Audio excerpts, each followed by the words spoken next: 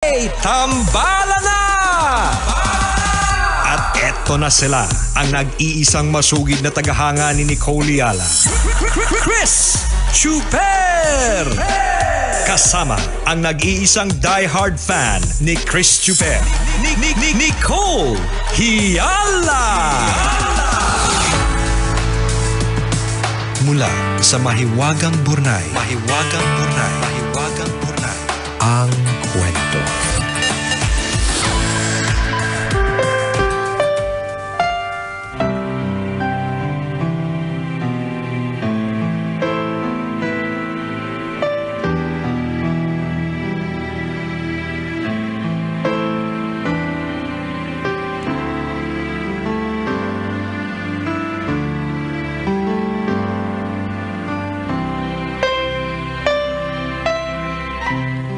Dear Nicole and Chris, itago nyo na lang ako sa pangalang Ellie. Tubong Novaliches at tambalanista since 2019. Sumulat ako sa inyo para humingi ng payo. High school pa lang girlfriend ko na si Kate. Dahil ang haba naming magkarelasyon, matagal na panahon naming pinangarap na makasal. Kaya naman, pagka-graduate ng college, nagpakasal na kami agad. Biniyayaan kami ng isang anak na lalaki. Dahil ang tagal na namin ni Kate, akala namin kilala na namin ang isa't isa. Hindi pala. Totoo pala na kapag nakasama mo na ang partner mo sa iisang bubong, doon talaga nagkakaalaman. Pareho kaming naiirita sa ugali ng isa't isa. Nung una, maliliit na bagay lang yung pinag-aawayan namin. Nakalimutan kong ibaba yung toilet seat, hindi niya natakpan yung toothpaste pagkatapos gamitin, napakalakas kong humili kaya hindi siya nakakatulog magdamag, inaagawan niya ako ng kumot no madaling araw kaya namaluktot ako sa lamig, hanggang sa mas naging seryoso na yung mga dahilan ng pagtatalo namin. Issue sa pagbabudget dahil lagi kaming kinakapos. Paano didisiplinahin yung lumalaki naming anak? Yung kawalan namin ng oras sa isa't isa dahil sa trabaho.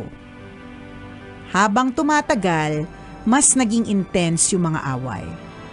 Hanggang sa nauuwi na nga sa tuluyang hiwalayan. Napunta sa kanya ang anak namin. Regular naman akong nagsusustento at regular kaming nakikita ng anak ko. Aaminin ko na mahal ko pa ang asawa ko at umasa ako na magkakabalikan kami. Hindi na yata mangyayari dahil ngayon may boyfriend na siya. Hindi katulad namin nung kami pa, magkasundo sila. Ang mas masakit doon, malapit ang anak ko sa bagong karelasyon ng nanay niya. Kung mag-post sa Facebook, one happy family. Picture perfect. Ako dapat yung nandun eh. Ako dapat yung kasama nila. Ang sakit-sakit na nawala ako sa eksena. Tambalan, tama ba itong nararamdaman ko? May pwede ba akong gawin para mabawasan ang hinanakit sa puso ko? Nasasaktan kasi ako ng sobra. Hihintayin ko po ang payo ninyo. Ang inyong tambalanista, Ellie.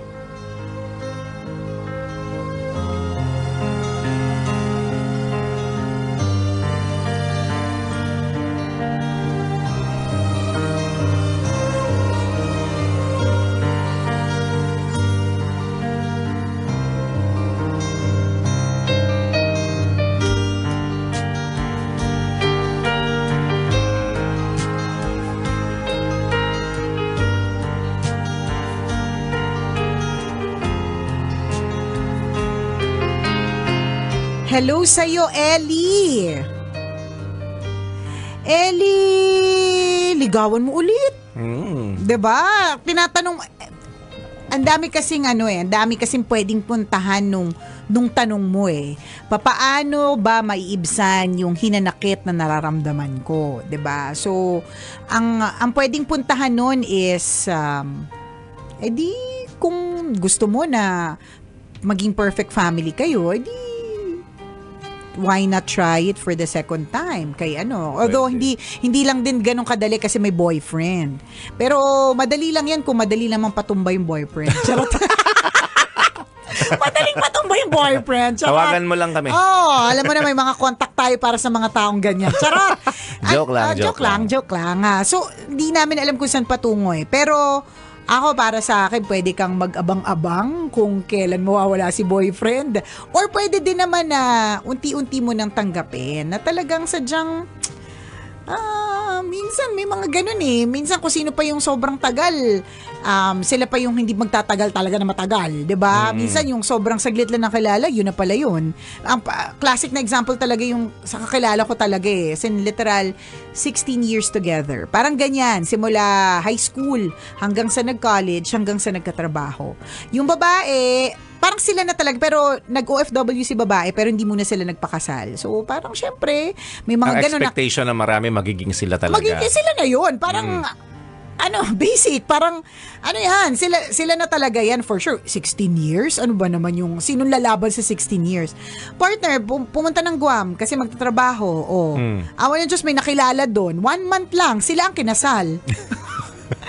Ang bilis. Nakakaloka. 'Di ba? Kasi hindi talaga assurance yung yung mahabang time together para sabihin na kayo na talaga. Although, syempre, advantage pa rin yun. Pero tingnan mo to, si Ellie tsaka yung kanyang jowa, nung saka di ba matagal sila, tapos nung kinasal saka nagkaalaman talaga ng mga tunay na mga yung mga ganyan na yung mga hindi na-discover nung sila pa na-discover nung nagsama na sa isang bubong. Nagkakaalaman kasi talaga yan pag nagsama na talaga sa isang bubong kasi kapag hindi pa talaga, hindi mo makikita lahat ng mga kung ano-ano. Promise. Totoo yun. Madaming mga mabababaw katulad niya yung toothpaste na yan, mga ganun. Ako partner, lagi ko yung pagka mainit ang ulo ko, yung toothpaste na yan talaga. Yung pagka kasi yung asawa ko partner, ng toothpaste, kumuha, nagpisa sa gitna. Yung kamay ng asawa ko, bilang 6-footer, ang laki ng kamay nun. So pag pinisa niya, talagang yung itsura. Napisa lahat, lumabas sa lahat ng butas. Imagine mo yung itsura ng toothpaste. Para siyang anong tawag doon, yung pag nagbabanlaw ka ng damit, yung gano'n ba sa itsura? Piniga. Oo, itsurang piniga. Hindi naman lumalabas yung lahat ng toothpaste, pero una, kalat-kalat na yun kasi ang lakas. Tapos pangalawa, paulit-ulit ako dyan. Sasabihin ko sa kanya, dito mo pipindutin sa pinakailalim. Dito, gano'n. Tapos may hawak akong kutsilyo. Tinatakot yung asawa. Sa susunod, pag mali ka ng pagkakapiga ng toothpaste na to, nakita mo tong kutsilyo na to, ha? Mabubutas ang bewang mo dito. Partner, alam mo, ikaw ang nagsabi. Piling ko ikaw yung may balak. Pero ako ganon. Daddy, kita mo to. Ganito yung unique toothpaste natin, dito siya pipindutin sa pinakailalim. Ganyan. Sa pinakamailalim, para nakita mo? Kita mo? Nandun yan. Tapos siya na may hawak ng kutsilyo, nanggigigil sa'yo. So, alam mo, tigilan mo, nagigigil ako sa'yo. Tapos ang sasabihin niya, may mga times na parang, oo na. Pero may mga times din na, sige, parang ganun. Pero, partner, we celebrated our 14th this year, 14th anniversary. Ganun pa rin yung itsura ng toothpaste namin. 'Di ba? So, yung toothpaste na yan, hindi mo malalaman yan hanggat hindi mo siya kasama sa isang bubong, 'di ba? Kasi ba't kami lagi magtutoothbrush nung magjowa pa lang kami? Although hindi kasi kami long, yung mahaba yung relationship bago kinasal. 3 days before lang yun 3.5. Grabe ka naman sa akin, 3 lang. May and a half. Importante yung and a half partner. Kasi doon nagkaroon ng proposal. Yes. Doon sa and a half na part. Ganun. So, and up until now, madami na akong alam tungkol sa kanya, pero up until now, may mga nadidiscover pa kami sa isa't isa. Siguro, ang kaibahan lang namin dito kay Ellie is that, mas pinili pa rin naming ilaban.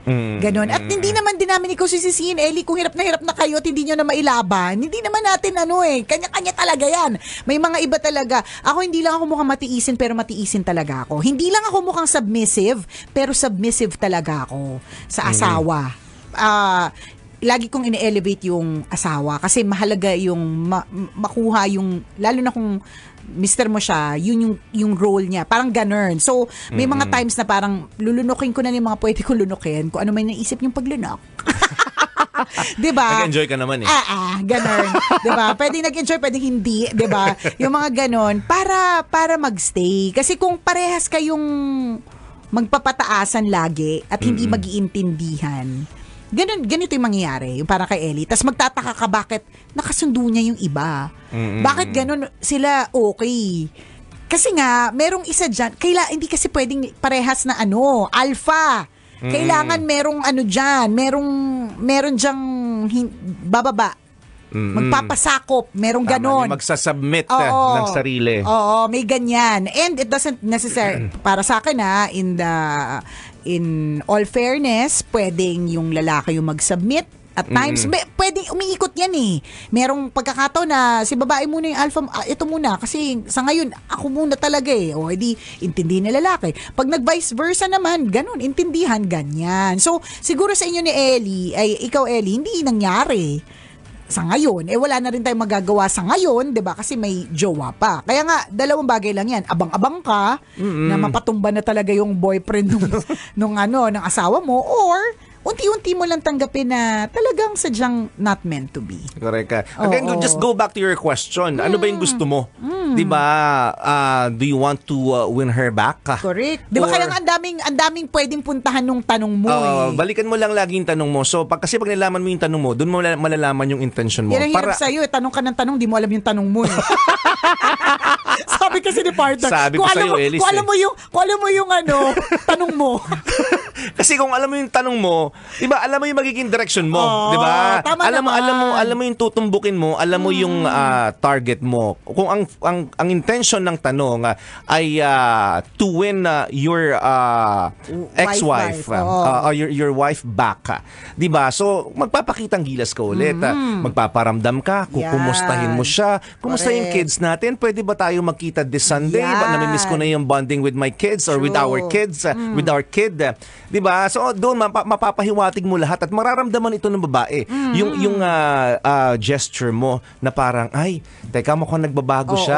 Parang nagpaparamdam ulit. Ganon. Pakiligin mo ulit siya. Kung yun ang intention mo. But if it's the other way around, na talagang ready ka na to let go of her and 'di ba, maghanap ka na ng panibago mong karelasyon or 'di ba bagong buhay na, meaning humanap ng direksyon na hindi kasama siya. Hindi siya kasama. Then iba naman yung magiging atake mo.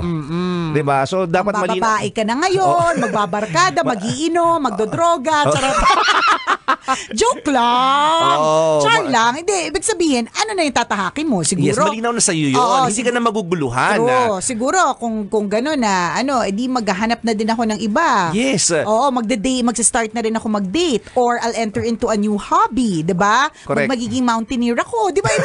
Hindi, kasi mga ganun, madami ka rin madidiscover kasi malinaw na sa isip mo, sa sarili mo, na iba na yung gusto mo. Tama. Diyan papasok yung acceptance. Meaning, tanggap mo na hindi na kayo magkakabalikan. Yes. Kasi nag-decide ka na i-let go yung tao na yun eh.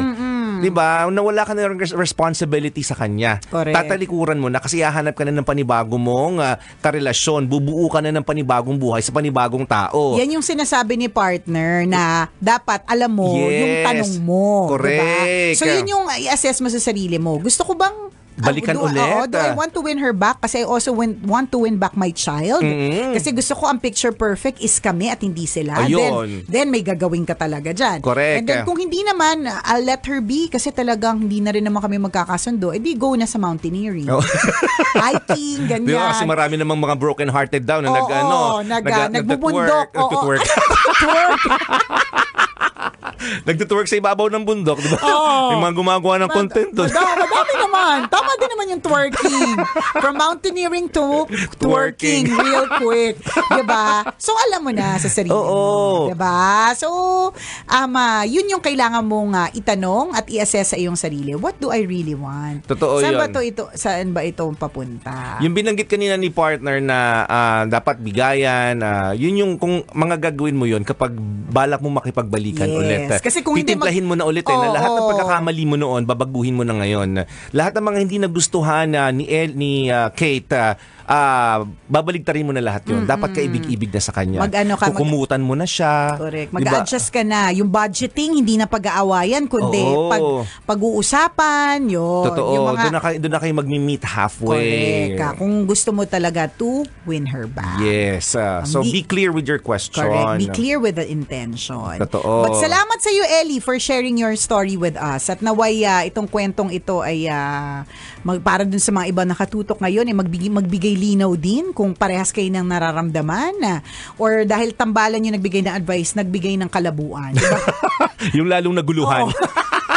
Basta, salamat for sharing your story, Ellie. Okay, dogs? Muli ako po si Nicole Ayala. At ako naman si Cambio King Chris Chuper. Na nagpapaalala, walang matatag na relasyon sa malanding may determinasyon. Yun!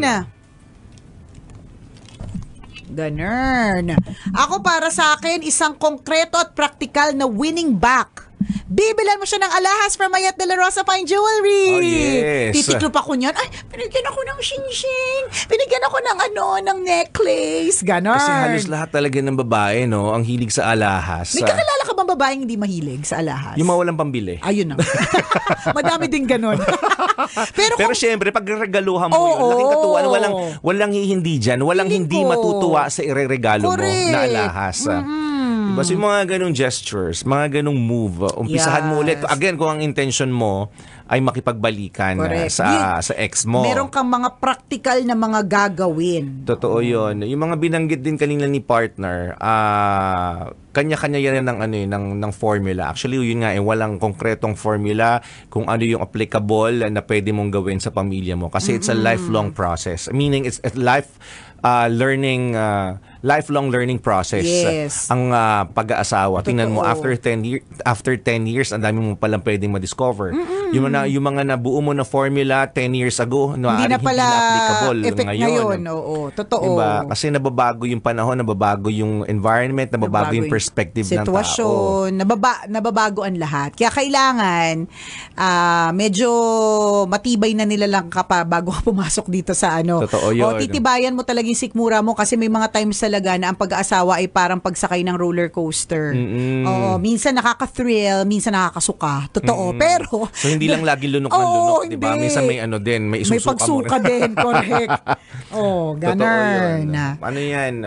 Masalimuot na pakikibaka ang pagpasok sa isang relasyon. Totoo, 'di ba? Pero madaming kinakaya kasi madami din namang happy moments. Yes. May mga lang talaga pagsubok, part of life 'yan. Correct. Salamat Ellie to you and good luck at naway maging malinaw na sa iyo kung ano ang iyong intensyon para maalis na yung hinanakit sa puso mo. Tama.